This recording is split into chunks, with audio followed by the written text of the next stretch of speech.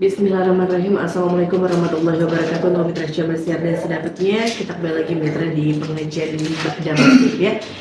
Baik, untuk mitra Jabarsiar, bagi mitra yang ingin bertanya seputar tema kita di sore hari ini ataupun di luar tema tentang kajian Islam, mitra bisa kita bergabung di nomor WhatsApp di 081 kali 863 ataupun di fanpage di Al-Gangga 103 FM Bekasi. Dan di studio sudah ada Gus Edward Abu Bakar. Assalamualaikum Gus. Waalaikumsalam warahmatullahi wabarakatuh. Baik, sehat. Alhamdulillah saya mah sehat. Belum ditanya. Alhamdulillah saya sehat. Mami sehat? Sehat, alhamdulillah. Saya belum nanya. Iya. Salah mulu pemirsa saya. Terkadang Mami yang duluan, terkadang saya yang duluan. Sebenarnya sih ini cuma basa-basi aja ya mitranya. Karena tadi kita udah dari subuh kita. Dari subuh, dari 3:30 kita udah ketemu. Ngapain Gus? Dari subuh. Malu-malu. Makan sayur. Nyegat ini benar kata Bang Jondro. Tukang sayur. Baik, hari ini temanya apa Gus? Hari ini pembahasan kitab Mukhtarul Hadis yang berjudul Kerjakan yang Baik, Tinggalkan yang Buruk. Iya, baik, silakan. Assalamualaikum warahmatullahi wabarakatuh. Alhamdulillahirabbil alamin. Allahumma shalli ala sayyidina Muhammad wa ala ali sayyidina Muhammad. Amma ba'du. Rabbi shrah li sadri wa yassir li amri wahlul 'uqdatam min lisani yafqahu qawli. Shadaqallahul azim wa sadaqa rasulun nabiyul habibul karim wa nahnu ala dzalika minasy syahidina wasyakirina walhamdulillahi rabbil alamin. Yang saya hormati mitra Gangga di mana saja Anda berada, semoga selalu diberikan sehat walafiat, panjang umur, dan semoga Allah berikan keberkahan dan kebahagiaan baik di dunia maupun di akhirat nanti. Yang saya hormati juga di studio ada Ayang Mami dan Bang Jondro, mudah-mudahan berkah selamat dunia akhirat dan juga banyak duitnya. Iya.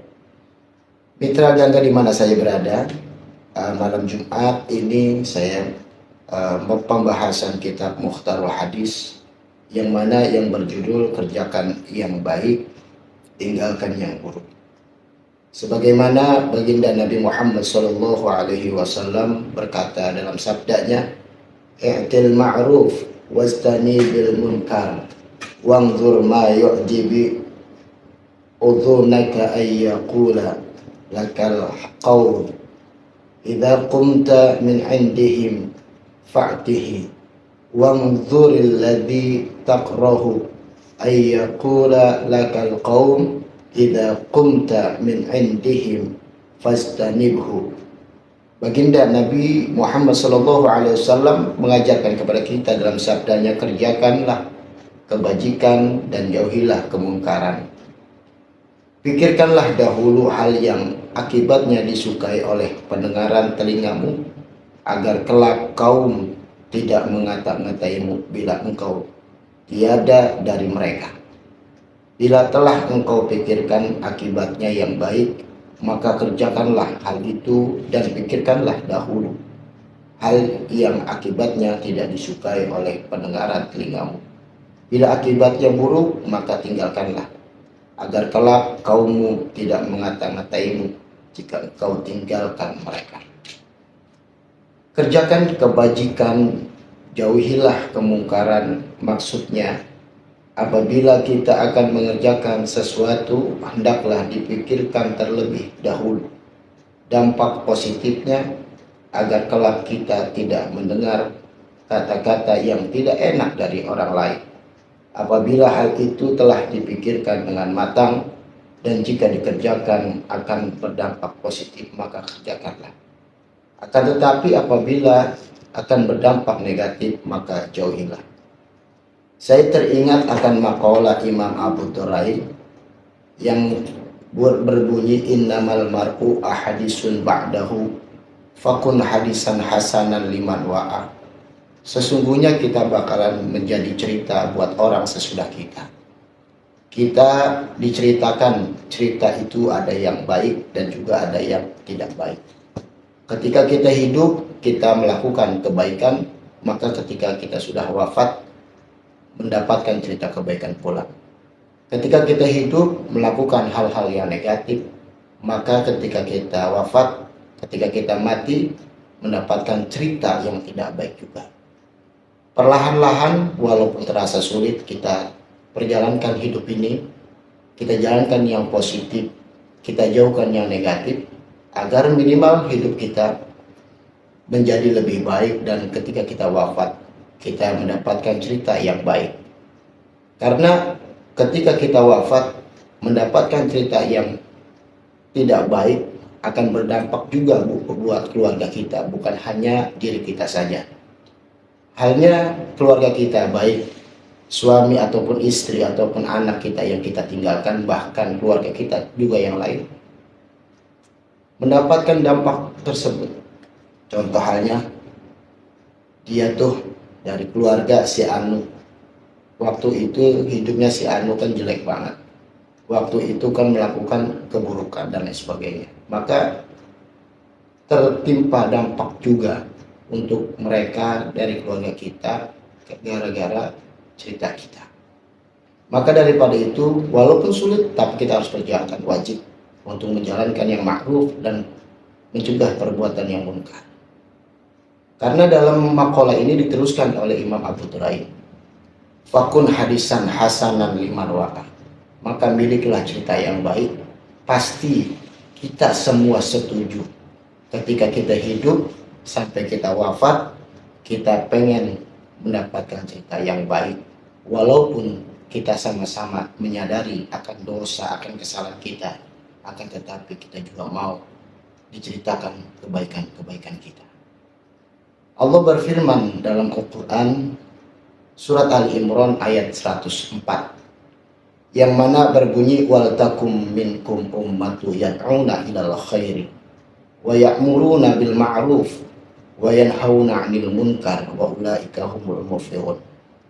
Allah mengajak kita, yang mana artinya, dan hendaklah ada di antara kamu segolongan orang yang menyerukan kepada kebajikan, menjalankan yang baik, mengajak yang baik, akan tetapi mengajak bukan mengejek, dengan kebaikan, dengan lemah dan lembut, bukan menghakimi, akan tetapi kita sama-sama mengilhami daripada ajakan kita, sehingga saudara-saudari kita, bahkan sahabat-sahabat kita bisa berjalan bersama-sama untuk melakukan kebajikan dan mencegah kemungkaran.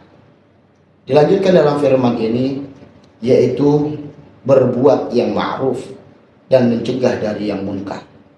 Ketika kita ibadah, pasti iman kita bertambah kepada Allah. Di balik iman kita bertambah, kita juga merasa akan perjuangan kita yang tidak begitu mudah untuk menjadi makhluk yang taat, yang taat kepada Allah Subhanahu wa Ta'ala. Akan tetapi, ketika kita mau melakukan kebaikan, salah satunya ibadah kita yaitu sholat, kita dijauhkan dari kepada kemungkaran. Inna sholata tanha anil fahsai wal munkar. Sesungguhnya sholat mencegah perbuatan keji dan munkar. Karena dari sholat kita bisa tambah tawadu, tambah sabar, tambah untuk menerima daripada keadaan ini, dan kita tambah semangat menjalankan kehidupan kita. Sehingga kita punya modal kita yaitu percaya dan yakin kepada Allah. Kita tidak pernah jatuh, kita tidak pernah merasa sendiri, karena kita menyadari bahwa Allah selalu ada dan selalu menolong makhluknya, karena rahmat Allah begitu luas dibandingkan alam semesta ini. Ketika kita mau beribadah kepada Allah dengan susah dan payah kita, Allah memberikan perhitungan yang luar biasa, yaitu Allah mengkategorikan kita sebagai orang-orang yang beruntung. Dijelaskan dalam surat Ali Imran ayat 104. Mari sama-sama, saudara dan saudari, baik kita yang sudah hijrah ataupun yang belum hijrah, perlahan-lahan kita ajak zahir dan batin kita untuk bisa bersama-sama mendekatkan diri kita kepada Allah. Minimal kita menyadari akan adanya Allah, akan kehidupan setelah di muka bumi ini, akan ada ganjaran setiap kelakuan kita, setiap perbuatan kita. Maka daripada itu, perlahan-lahan walaupun begitu sulit, walaupun begitu tidak mudah. Sehingga kita berjalan bersama, bahagia bersama, dan kita mencapai ridho Allah bersama-sama. Tidak ada yang terbaik, tidak ada yang terlena ataupun yang terzolim. Demikian. Ya, baik. Buat mitra Syamasiar, silakan bagi mitra yang ingin bertanya, boleh mitra langsung bertanya di nomor WhatsApp di 08 satunya 3 kali 86 1003 ataupun di fanpage di Ultra 100.3 FM Bekasi ya. Sudah ada pertanyaan dari Devin di Bekasi. Assalamualaikum Gus. Waalaikumsalam. Mau nanya nih, kalau jadi makmum masbuk itu kan bisa jadi duduk di antara dua sujudnya 3 kali.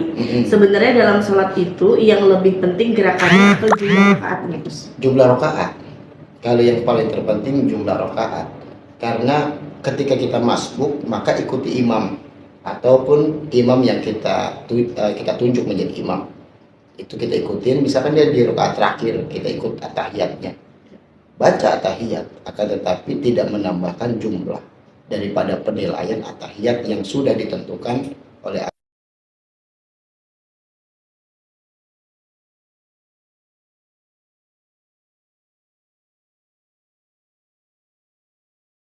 ada Mama Arum di Ruko Festival mau bertanya, apakah nikah tanpa restu orang tua ibu tapi kekeh melaksanakannya, terus suka ribut sama mantu laki-lakinya, dan si orang tua berucap saya nggak redo anak saya nikah sama kamu gitu Pak Ustadz, berdosakah si anak membela suaminya?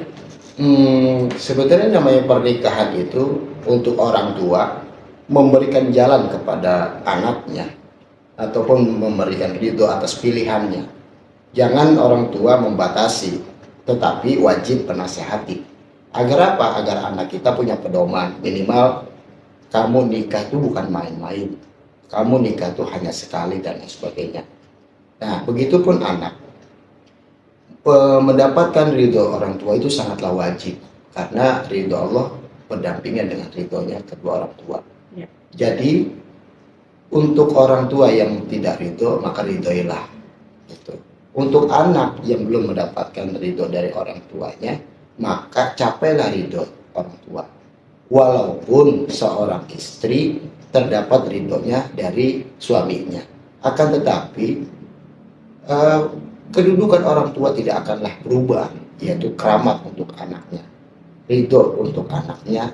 Maka keduanya, orang tua memberikan ridho, anak pun mencari atau mendapatkan ridho dari orang tuanya. Kecuali seorang wanita menikah, ayahnya ada masih hidup, tidak menjadi walinya. Itu walaupun pamannya yang lain sebagainya masih memberikan menjadi wali, sah-sah saja.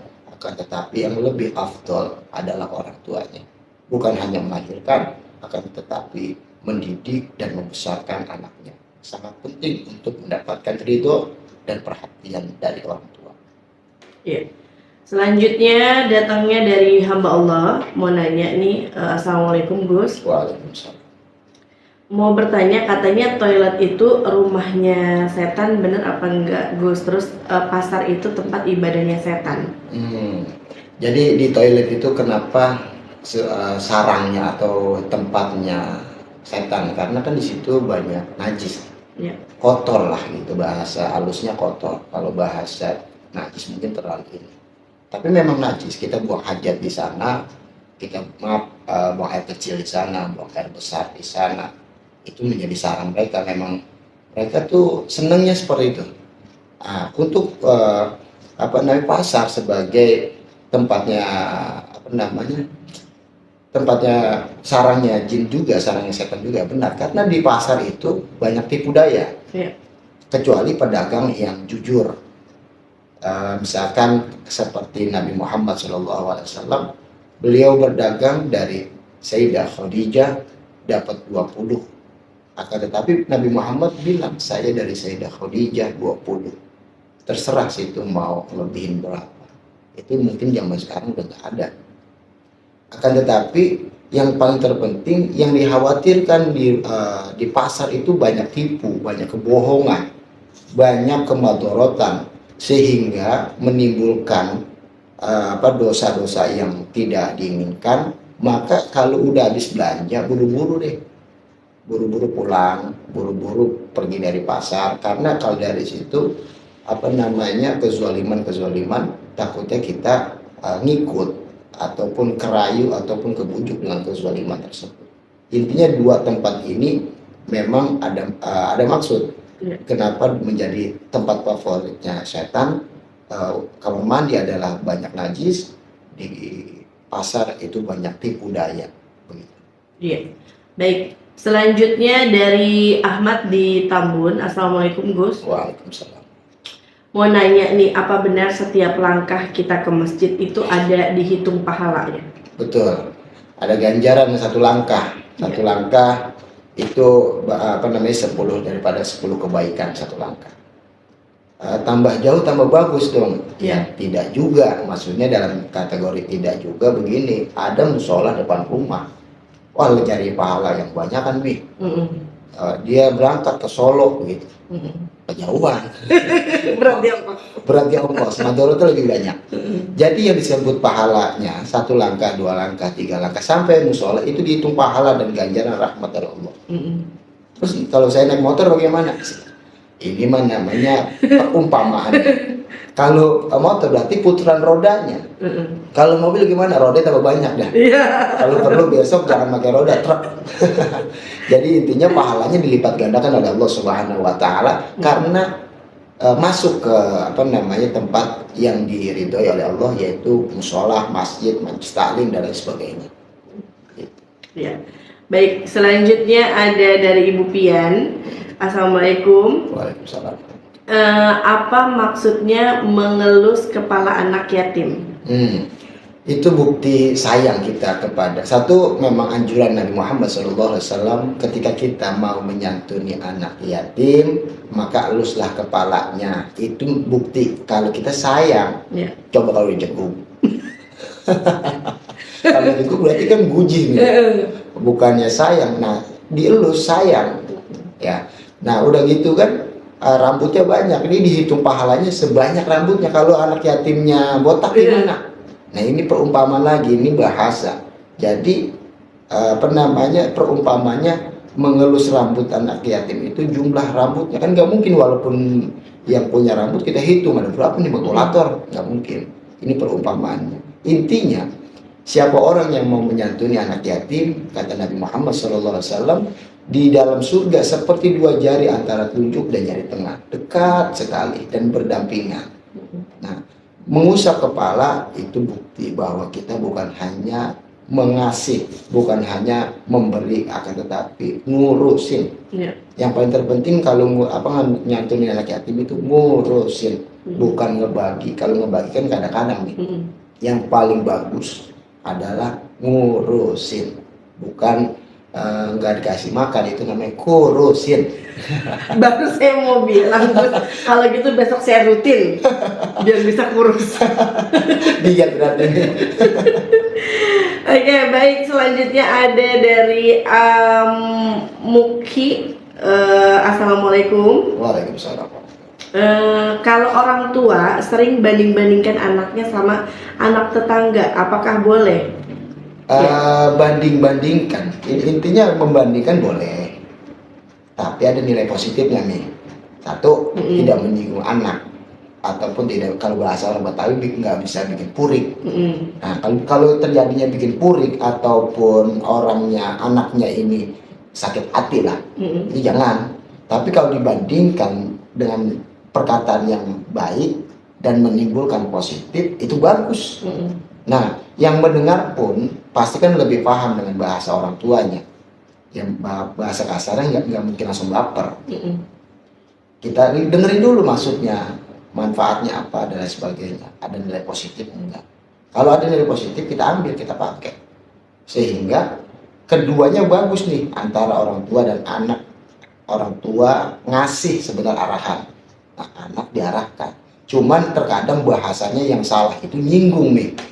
Lu mah malas banget, mah nggak kayak dia. dia mah rajin banget, itu kan udah nyinggung nih. Tapi kalau bahasa yang lembut apa? Tong, kalau bahasa Betawi, tong, ayo tong sholat tong. Lu kan harapan emak lu. Kalau lu rajin sholat kan enak juga gua dapat kebaikan. Gua juga gira kalau mati gua resep. Misalnya apa ninggalin anak yang soleh, begitu enak. Nah kalau ini mah, lu sholat apa? Males banget lu. Mau jadi apa sih hidup? Kalau gini mah gua tahu, gua gencet di pintu.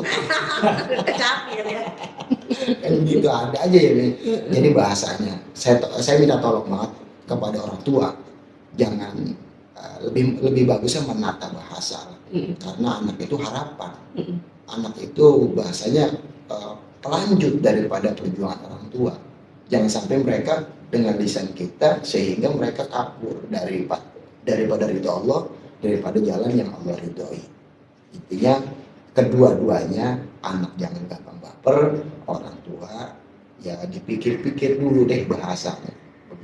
Iya, baik. Nah ini pertanyaannya lucu nih Gus. Dari Faiz. Siapa tahu saya. Katanya kan kalau bunuh cicak itu dapat pahala Gus, bener ya? Gimana kalau saya ternak cicak dan hasil ternaknya saya bantai? Sama banget. Itu kan saya dapat banyak pahala tuh, gimana tuh Gus? Betul.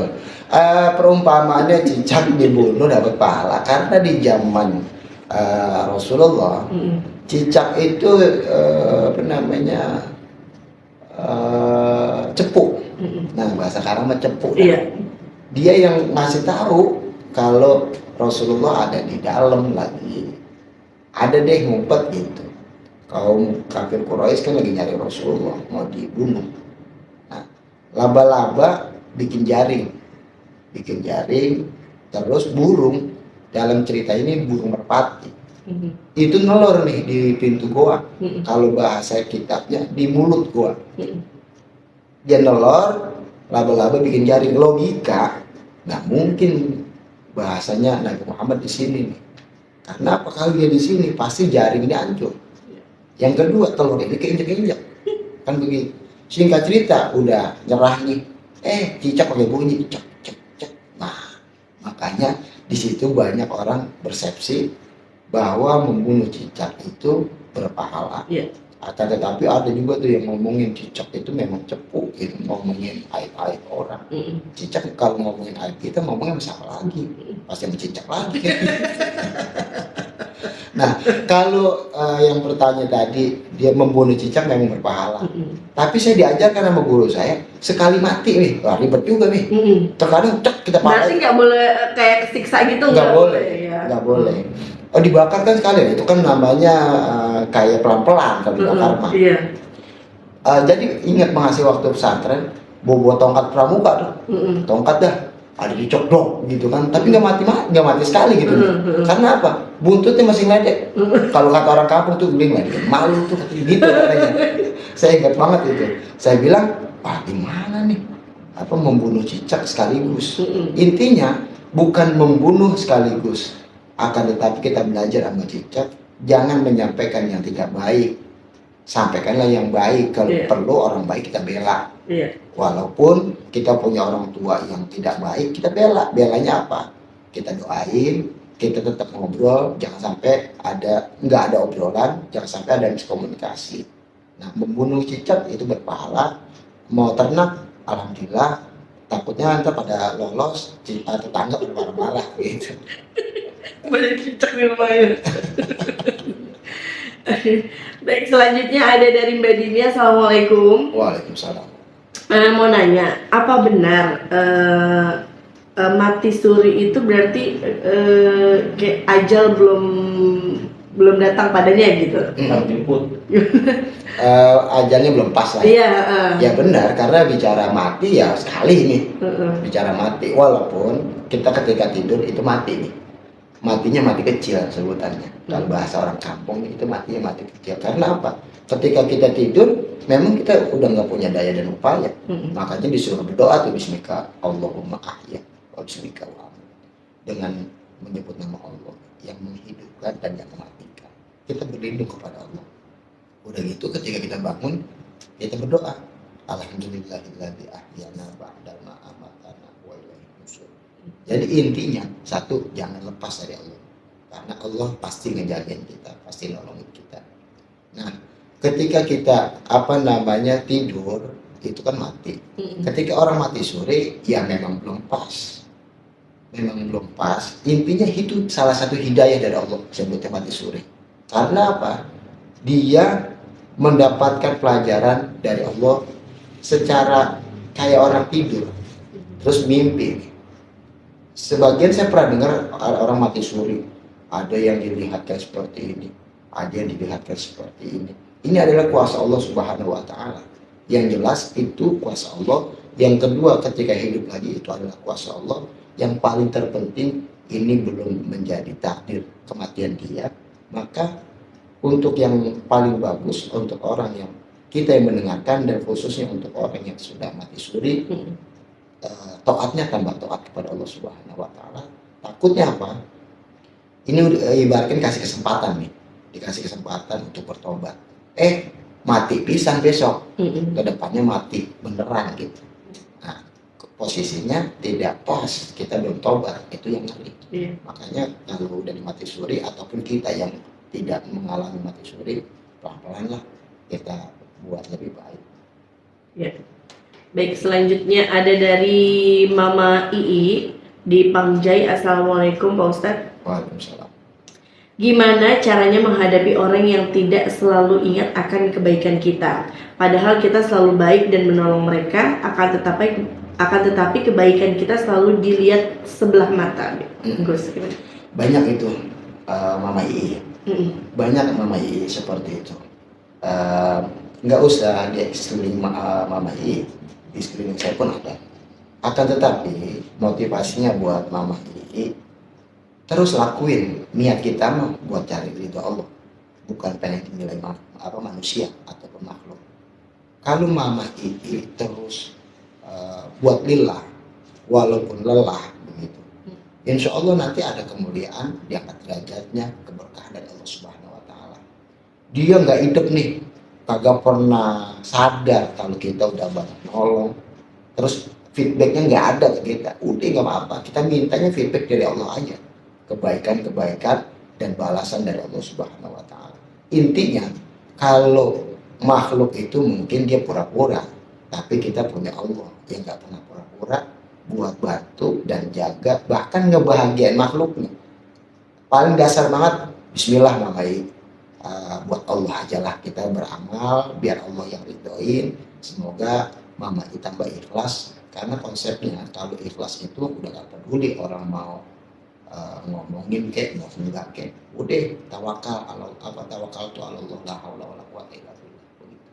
Ya, baik, itu sekaligus pertanyaan terakhir dari Mama Ii ya buat Mitra Jamasiar. Bagi mitra yang masih ingin bertanya, mudah-mudahan besok bisa ikutan bergabung di pengajian sebelum maghrib bersama Ustadz Ibad.